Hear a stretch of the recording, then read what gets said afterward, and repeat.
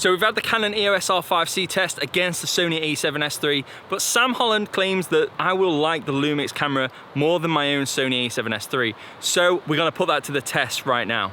Wait, just let's get this right. I said you'd like the image of the Lumix S5 over the Sony, not the overall camera, because it's important. This is what's important. This is why we get battered in the comments when we're not clear enough. So I'm just clearing that up. Okay, thanks. All right. Thanks. And if all else fails and they don't like the camera test, show them your fat willy. He means this, not my actual willy. So back to the actual video. Thanks for interrupting, Sam.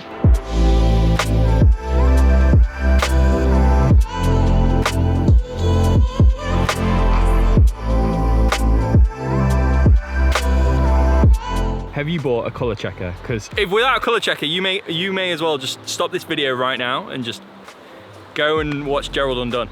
Right, you guys make me nervous.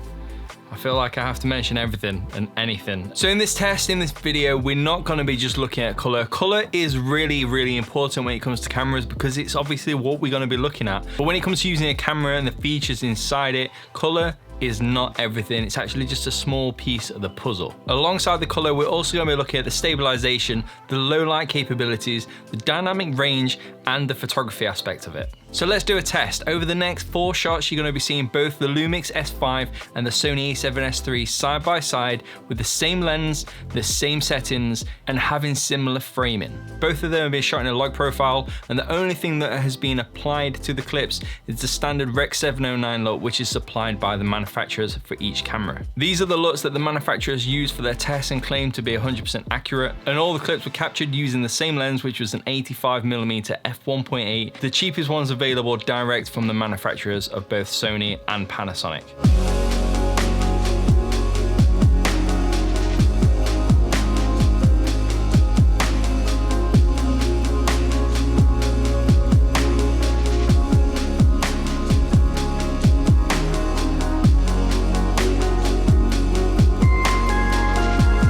So what do you think? What camera was used for A and what camera was used for B? So pause this video, go down to the comments, start writing your answer out and just wait for 1 second. Okay, that should be enough time. Okay, so the answer is A was the Lumix and B was the Sony. I personally can see a clear difference between the two. The Sony, like before, is a little bit more contrasty, therefore giving you a little bit more saturation over the Lumix. And in the first shot, camera B had that magenta tint that Sonys have just been plagued with from day one, so that kind of gave it away for me. But if you go over to this shot of Sam, I actually prefer the Sony over the Lumix because I actually think the skin tones actually look a lot nicer and a lot more accurate than the Lumix. One clear thing I noticed between the two cameras is the sharpness. We haven't added any sharpness or taken anything away. The settings are as is, as standard inside the cameras, and we haven't done anything inside Premiere Pro. The Sony just appears to be much more sharper than the Lumix, but not in a good way or a bad way. The Lumix just has this nice filmic soft vibe that you will get from something like a Canon, and I know that Sam likes that from the Lumix, whereas I prefer the sharpness what you get from the Sony. Regardless of the colors that you get from both cameras, you can color match them with just a few tweaks, and they both take a grade really, really nicely. Me being perfectly honest, I've used Lumix cameras in the past and I actually really like how they look. So the first thing I noticed between the two cameras is very similar to what I said about the Canon EOS R5C, and that is the screen. The screen on the Panasonic, on the Lumix, just seems to be a little bit brighter, which isn't a bad thing. It looks a lot flatter, like the image straight out of camera looks a lot flatter when you're looking on the back of the camera. But I wouldn't say it looks that much better than what the Sony does, but that's obviously just my personal opinion. I always like a flat image to go from. Like when I used to film on the Canon, I used to like filming in log profile because the view assist wasn't good. I used to hate it, it was too much contrast. But yours is quite contrasty and quite saturated, which looks nice. It's a little bit more inspiring. What, over the Lumix or yeah, not? Okay. Yeah. We all know though that it's not that counts, it's what happens afterwards.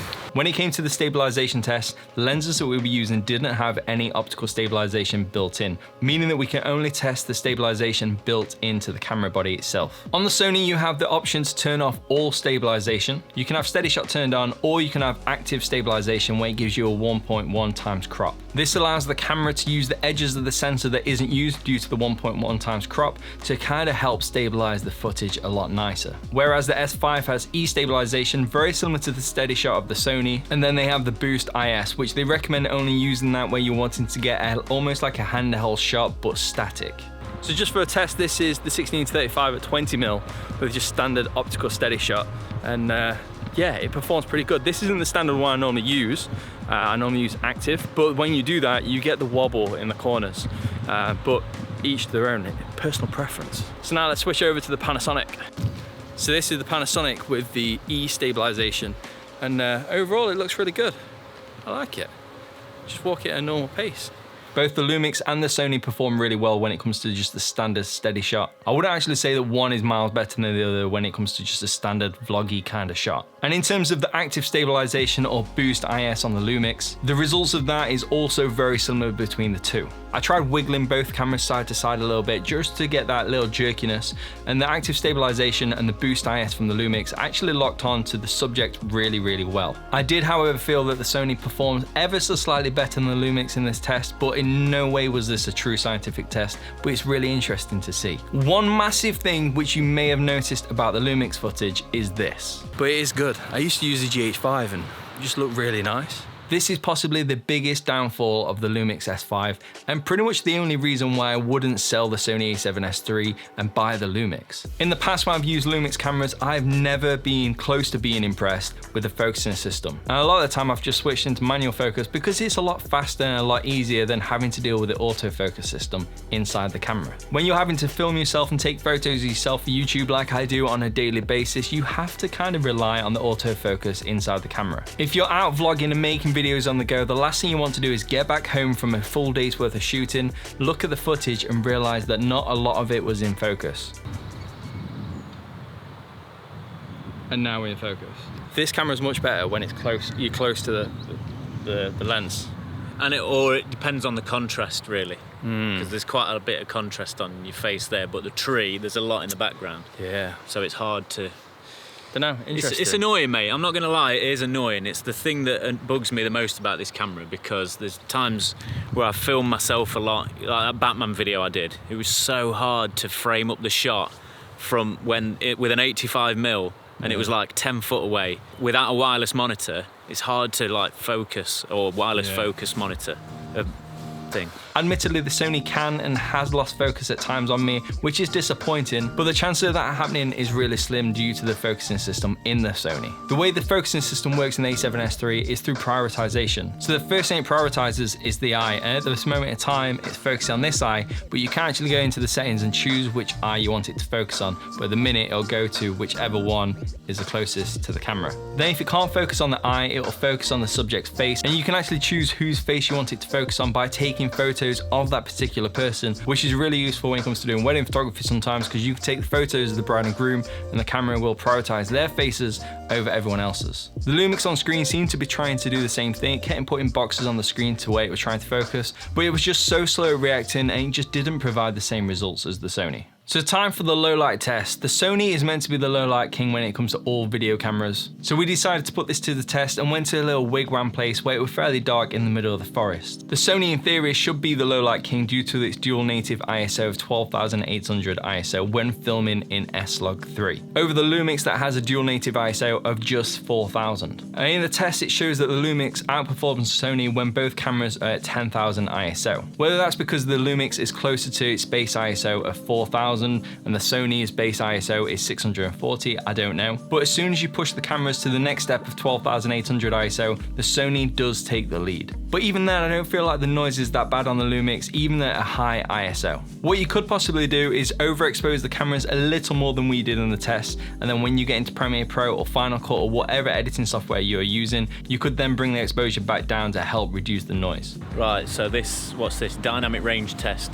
See what the highlights are like in comparison to the shadows and how well it maintains the detail on both cameras. Again, not a scientific test, is it? No, the thing is, yours looks a lot flatter on screen. But we know this because we've already said that it looks flatter. Yeah, but in post, we don't know what's going on. It only matters when you get into post. Yeah, but this is a good test.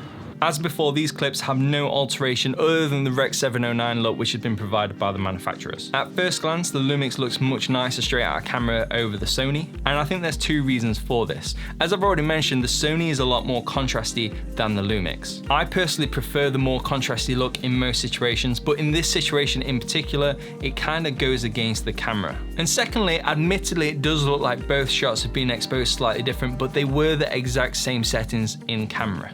I do feel like the image has been better preserved in the brighter parts of the frame, and this is in terms of detail and luminance for the Sony. Now, if you already own a Sony A7S III like I do, and you're looking at that image and thinking that's not usable, you would have to blow out the highlights, then let me just provide a little bit of information for you. As I've already said, these clips have been corrected using the manufacturer's Rec 709 LUTs, but your Rec 709 LUTs, which you may get from somewhere else, may react slightly different to that footage. And this information is the exact same for the Lumix or any kind of Canon camera or anything that you shoot on. What I was able to do is correct this clip to make it look much more usable and very similar to the Panasonic by going into the clip and making a few adjustments in terms of exposure. I didn't adjust the specific exposure slider, as if I was to increase it anymore, it would blow out the highlights in the background. But what I did do is decrease the amount of contrast in the image and increase the shadows ever so slightly. I recommend doing these kind of adjustments to the clip itself and before it goes through the manufacturer's Rec 709 LUT. But regardless of that, looking at the image which I've got straight out of camera and using the manufacturer's Rec 709 LUTs, I feel like the Lumix is better than the Sony for dynamic range in this instance. But as I said, it could be down to the correction LUT that Sony supplies, but I could be here hours talking about that. And finally, for photography, I feel like both cameras are pretty much on par with one another. The Lumix does provide a 24 megapixel image, whilst the Sony only provided a 12 megapixel image. And without a doubt, if you want detail and you want the megapixels, then go Lumix over the Sony. But from some research that I did early on this year, 24 megapixels doesn't actually give you much more print size over 12 megapixels. And in terms of colors between the two cameras, I feel like they're pretty much identical. And I will be happy shooting on a Lumix S5 for most of my work, as long as the focusing could keep up. So overall, what do we think between the Lumix S5 and the Sony A7S Mark III? The Lumix certainly outperforms the Sony in certain areas, but so does the Sony over the Lumix in other areas. But one massive factor between these two cameras is the price. I was chatting to Sam this morning about the results I found against the results that he found, and he made a very, very good point. Even though the Sony A7S III has much higher specs in certain areas, especially video, than the Lumix S5, you can buy an S5 for £1,600 here in the UK,